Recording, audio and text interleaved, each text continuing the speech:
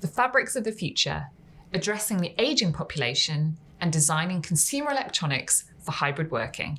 That and more on today's episode. Want to know what's next? For over 2 decades, we've led the world's most influential brands to create the right products at the right time for tomorrow's consumer. This is WGSN's Client Questions Answered. Hello and welcome to the show where our experts from around the globe unpack your biggest challenges. This week, it's part 2 of our Consumer Tech Special, where we'll be exploring your burning questions around the future of technology for the consumer. I'm Carla Bazzashi, President and CEO at WGSN. Let's get started. Our first question comes from a client asking, which types of consumer tech do you expect to shape modern smart homes the most? Giving us his take on the smart home is Neo Ping, our consumer tech analyst based in Singapore. Let's hear from him now. Thank you, Carla. That's a really timely question because the smart home is having a bit of a moment right now, and it's an exciting time to be in the industry. At the heart of it, we think artificial intelligence will shape the future, and more specifically, a central AI that is context-aware and not only understands the homeowner's behavior, but also orchestrates the various smart devices in the home. So it's really about a home assistant that sees that you're hosting friends tonight, and then automatically gets the robot vacuum to mop the floors while getting the smart fridge to defrost the chicken before your guests arrive. Instead of having to command their tech to do things, people want the tech to work seamlessly around them. And when that happens, I think this is what will excite people enough to drive the smart home revolution.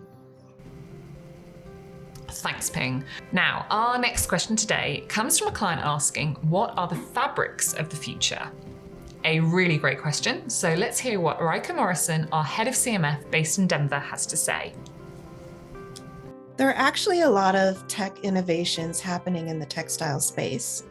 The most exciting is augmented textiles that have tech components built right in. This means sensors, switches, and other electronic components are woven into the material, and conductive yarns connect them to a power source.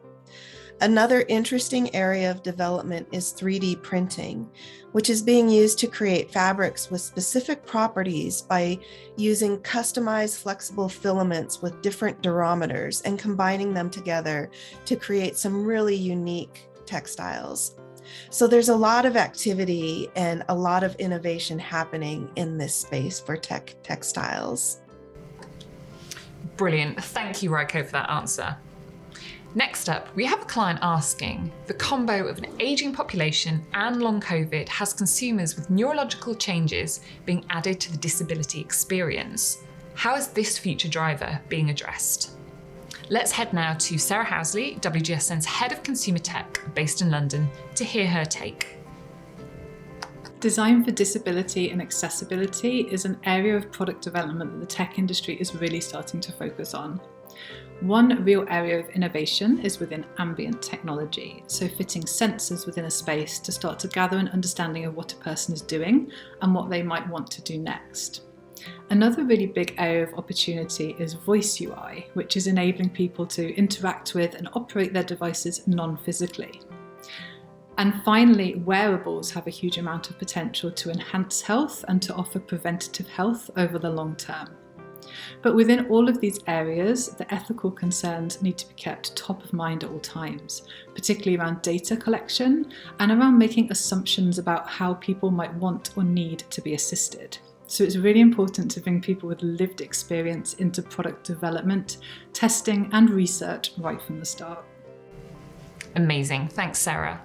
So our final question for today comes from a client asking, how will hybrid work influence the design of consumer tech?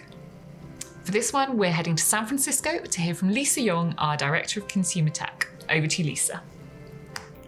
For hybrid work, brands need to pay attention to the fine balance of the live, work, and play dynamic. Life in transition requires work to be flexible.